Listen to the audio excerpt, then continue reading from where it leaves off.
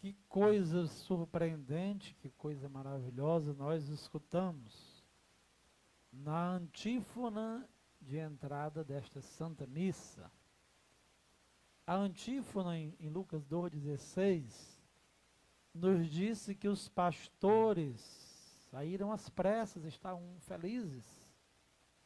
Eles estavam seguindo a orientação do anjo. Eles foram em busca de se encontrar com o menino Jesus. Mas que surpreendente. Quando eles chegaram, não viram somente o menino Jesus. Eles se encontraram com uma família reunida. Jesus, Maria e José estavam lá no presépio.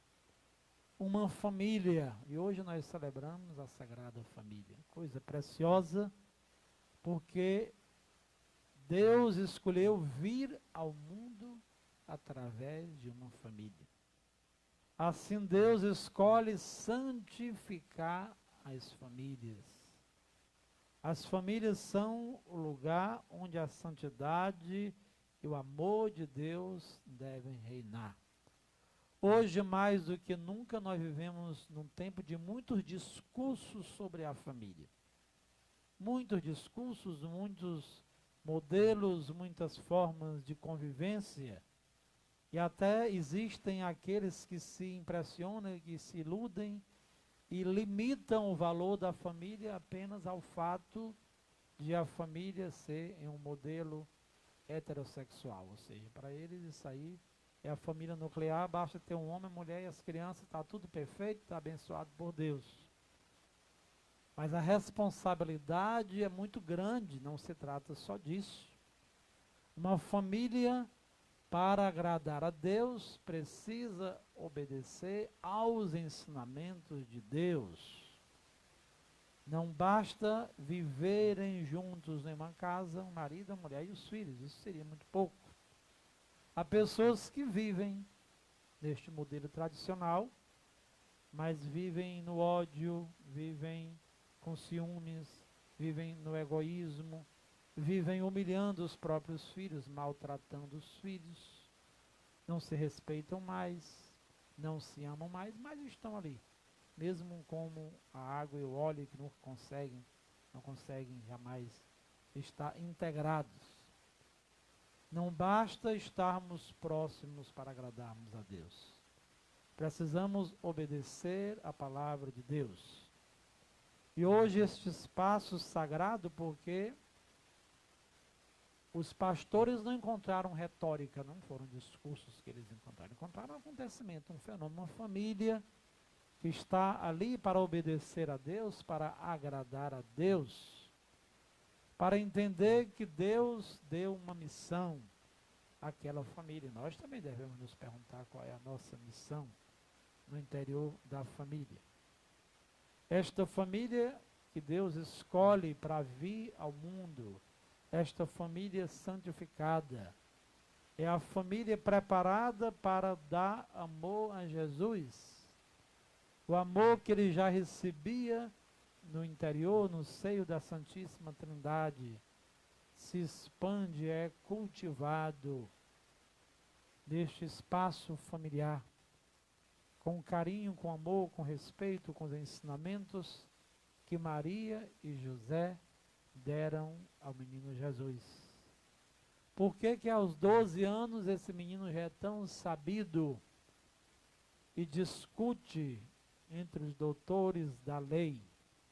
Por que que este menino, um garotinho, poderia se encantar com tanta coisa, até com a roda gigante que está ali, mas ele se encantou com a palavra, porque ele frequentava a escola rabínica, como hoje nós temos a catequese.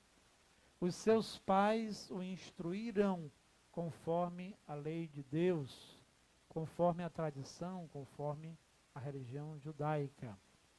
Transmitiam a fé em casa e conduziam a criança ao templo aos 12 anos. Eles estavam participando de uma peregrinação religiosa no período da Páscoa. E o menino se encanta com a palavra, discute a palavra e todos ficaram também encantados com a capacidade das perguntas que ele formulava, também com as respostas que ele conseguia dar. Um pequeno garoto que está ali discutindo a palavra de Deus, porque a palavra de Deus já encantava o seu coração, em função de ele ter sido educado conforme os ensinamentos de Deus. Um grande ensinamento e um grande aprendizado para as famílias de hoje, que devem incutir no coraçãozinho e na mente das crianças o valor das coisas santas, o valor das coisas sagradas, o valor das sagradas escrituras. Nós, neste período de dezembro, encontramos com muitas pessoas, mas que talvez só vejamos no próximo ano. Muita gente só vem à igreja no dia do batismo, um dia de um casamento, mas passam o ano inteiro sem valorizar a palavra de Deus, os ensinamentos de Deus. Não podemos ser católicos somente uma vez por ano para participarmos do festejo. A igreja continua a sua missão sempre. A cada dia, a cada domingo, nós devemos alimentar a nossa fé, a nossa esperança, a nossa caridade com a palavra que nos é anunciada, com os sacramentos que nos são administrados. E a palavra hoje deixa muitos ensinamentos para sermos uma família plasmada, modelada, conforme os ensinamentos de Deus. A primeira leitura do livro do Eclesiástico deixa um conjunto de exortações e recomendações aos filhos. Como é que nós devemos tratar os nossos pais?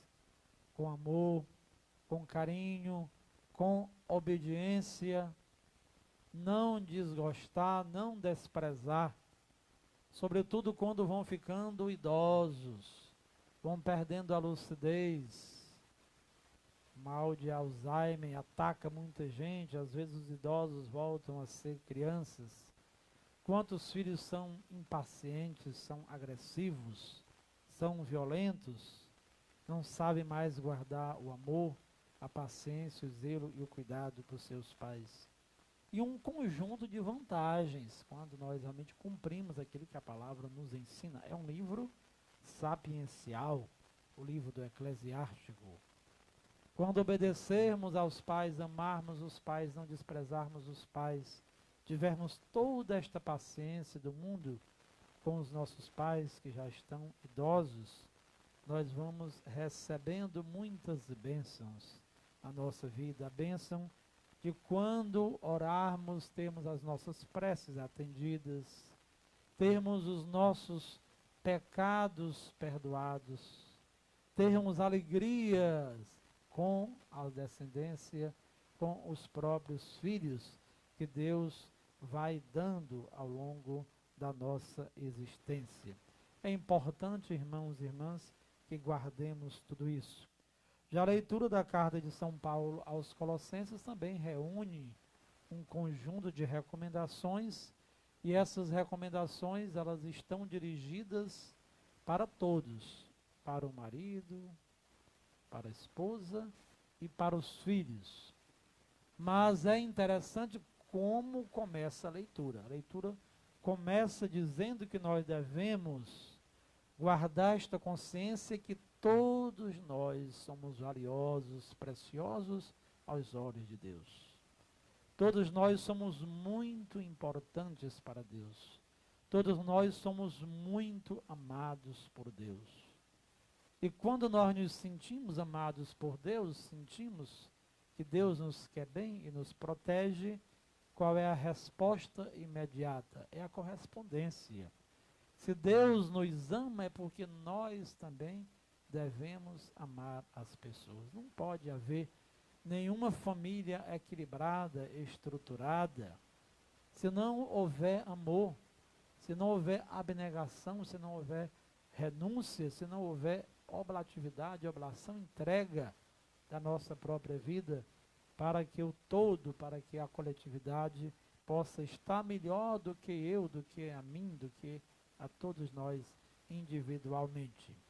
Se somos amados por Deus, também devemos amar-nos uns aos outros. Assim começa esta leitura, pedindo que sejamos misericordiosos, que conservemos a bondade, a humildade, a mansidão, a paciência e que suportemos uns aos outros e que nos perdoemos mutuamente. Não adianta querermos insistir em uma convivência marcada por mágoas do passado, por ressentimentos.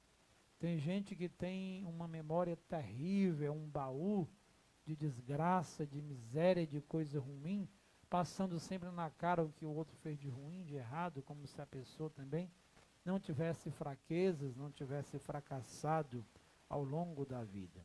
Quem ama, recebe amor. Quem é amargurado, tem sempre uma vida triste, uma vida infeliz. E aqui a leitura continua, pedindo que as mulheres sejam solícitas. Uma pessoa que tem solicitude é uma pessoa atenta, uma pessoa cuidadosa, uma pessoa que está sempre disposta a servir, a ajudar e a amar. Ao mesmo tempo, a leitura faz esta recomendação aos esposos que não sejam violentos, que não sejam agressivos, que não sejam grosseiros, não só com as esposas, mas também com os filhos. Que os filhos guardem a obediência. E mais uma vez, a leitura finaliza devolvendo a principal responsabilidade aos pais. Pais, não intimideis os vossos filhos para que eles não desanimem. Eu tenho guardado muito esta palavra. Não intimidar um filho significa não repreender em excesso, não causar constrangimento, não ser exigente por demais, não ser duro demais com as crianças, com os adolescentes e com os jovens. Há pais que são muito perfeccionistas e não aceitam as fraquezas, as fragilidades dos filhos. Querem tudo de forma muito correta, muito justa, como se eles nunca tivessem também errado, nunca tivessem experimentado a fragilidade. Há pessoas que crescem com um sentimento de impotência, com um sentimento de fracasso, porque onde deveria existir estímulo, amor, compreensão, aceitação, não existiu, que foi o interior da família. Tudo aquilo que a criança vai fazer, o adolescente, o jovem, está tudo errado, nada presta, você é incompetente, você não sabe de nada, você nunca acerta um passo. Essas palavras desanimam qualquer pessoa.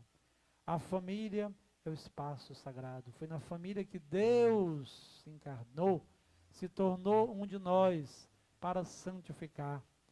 E nós santificamos a cada dia a família quando nós nos agarramos à palavra de Deus e deixamos que ela ilumine os nossos corações, a nossa vida.